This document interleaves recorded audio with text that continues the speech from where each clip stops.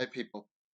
This is one of those videos where the subject matter I've touched on before, but it's worth thinking a little bit about this one. The subject is free speech and comedians. I've just realised there's a bit of an echo in this room. I figured because of a few quotes used before, possibly. Comedians and free speech. I'm going to read out an article from the Daily Express via MSN News. Bear with me; it's not very long. Um, this report is by Matt Jackson, a comedian who was cancelled after making a racist joke, and both those words are all in inverted commas, during the delayed Euro 2020 tournament, says offences taken not given ahead of a staged comeback. I'm going to come back to that quote, offences taken not given, because I don't agree with it. Andrew Lawrence was dropped by his agent when almost 2 years. I think that should be who was dropped by his agent. Went almost 2 years without performing on stage after making a joke about England's black footballers after they lost on penalties to Italy. Now, the report doesn't actually say the specific joke, but is now preparing to make a comeback, saying audiences are welcome to be offended by jokes, but it is nothing to do with him, should they take it personally. Speaking on GB News, he said there's a contract, an understanding, a bond of trust between comedians and the public that you're not supposed to take what they're saying seriously. As soon as you do, you've broken that bond of trust, that contract. That is symptomatic of a wider social problem.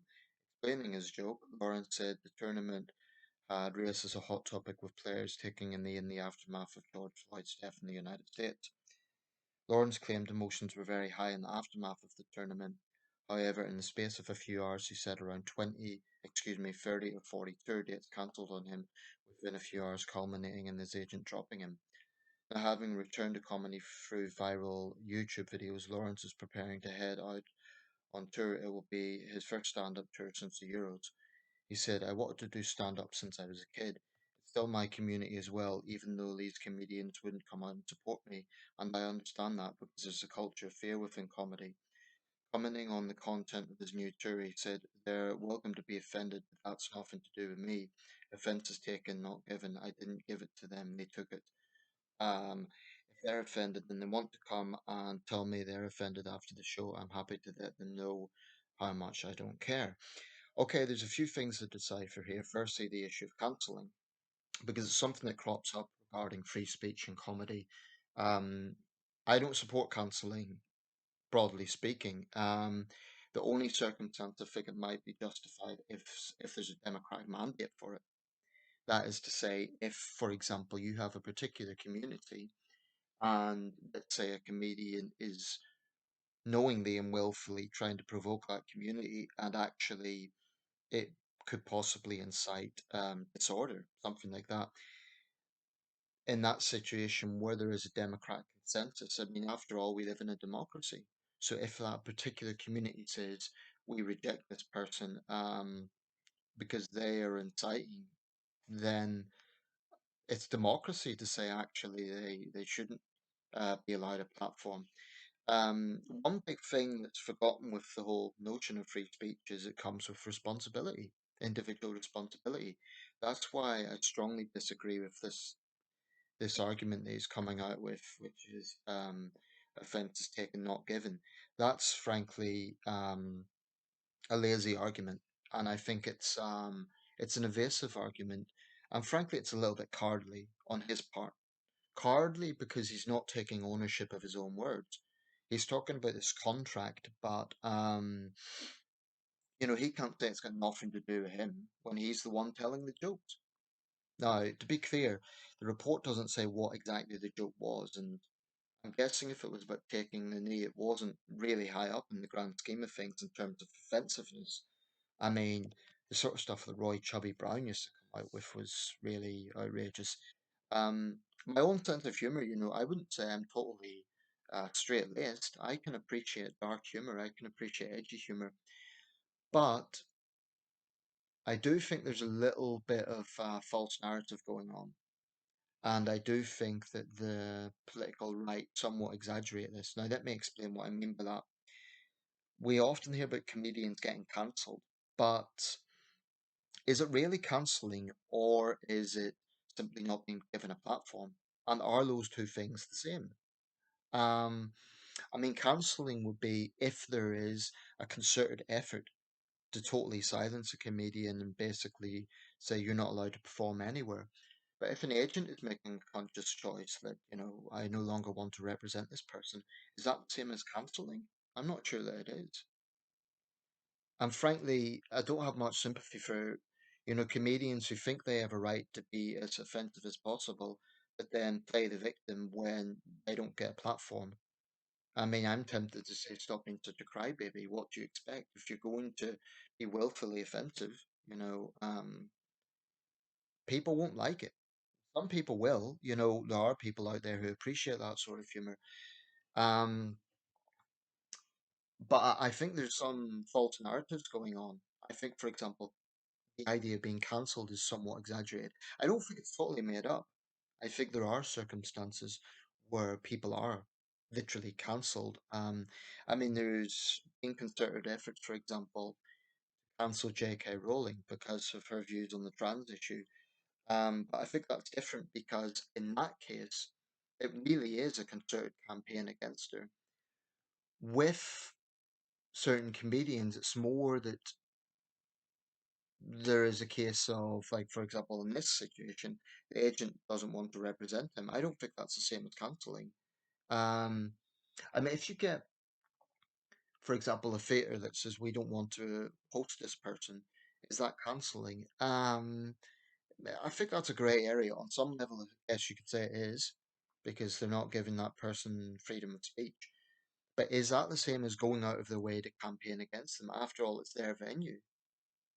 This is, to me, it's a grey area because it's their venue, and that's different from sort of saying we demand this person is, blocked. That's different than going beyond the realm of their own venue. You see what I mean? Um, I think that this notion that there's fear within comedy, well, is that really true? There's plenty of comedians out there who are very offensive and get away with it all the time.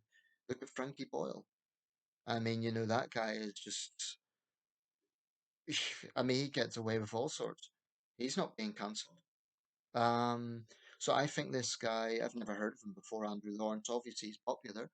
He's, done something for himself on YouTube, but I think he's being a bit of a crybaby, really, based on this report, because I think there's a difference between his agent dropping him and, therefore him not getting toured it versus being cancelled. If he was totally cancelled, he wouldn't even have a presence on YouTube. So I think that's phony. And I don't know the exact nature of the joke. But this thing about offence is taken, not given, that's nonsense. It's evasive and I think it's very dishonest. Because if you get a comedian, let's say, for example, they make a joke about human tragedy, let's say a terrorist attack or a plane crash or a natural disaster, they cannot reasonably say, oh, I didn't expect anyone to be offended by that, when they know damn well that there will be people who maybe were involved in the tragedy who would be offended. Now, people will say, if you don't like the comedy, don't watch it, simple as that. And that's on the surface a fair argument. But if the comedian in question is particularly famous, and that sort of joke is liable to make the round virally, I think, let's say it's someone's personal family members that are being targeted. If you have a tragedy and you actually have situations where, let's say, for example, you have a public figure and something tragic happened in their family, and that's used as a punchline. Now, I would say that public figure is 100% in their right to be offended by that and say, how dare you? I'm a public figure, but don't target my family. It's kind of like that unwritten rule between the press and politicians. Politicians choose to be in the public arena, but families generally do not. Therefore, the press generally, for the most part, they respect that the families are out of bounds. I think it should be the same thing regarding comedians and people's personal lives. To me, I'll be quite blunt. I think a comedian that uses someone's personal tragedy as their punchline is a scumbag. I think they're a bully. I think it's just play. It's like let's pick on the kid that stands out. It's a very nasty, vindictive thing to do, and then to be a card and say, "Oh, it's just taken, not given." Um, I've limited sympathy for that argument. Having said that, um, I don't support sort of like, for instance, a move to totally censor all offensive comedy. I think that would probably be wrong because ultimately it's one taste of humor. It's not my taste. I don't like it. But I suppose you could argue it's their livelihood and, you know, their freedom of speech ultimately. If they're not inciting violence and they're not libeling anyone or anything like that. But I just think this narrative of poor put upon comedians, it doesn't add up because there are plenty of comedians in Britain in 2023 who are very offensive and crude. This idea that all comedians have to walk on eggshells is nonsense. It really is. I think that's disingenuous. I don't know much about this guy. In fact, I don't know anything about him other than what I've read in this report. But frankly, I think he's being a bit of a crybaby. And it's a case of, you can give, but you can't take. Well, Andrew Lawrence, if you want to make all these jokes, don't whine when people complain about it. You say that you don't care, well, prove it. Stop playing the victim.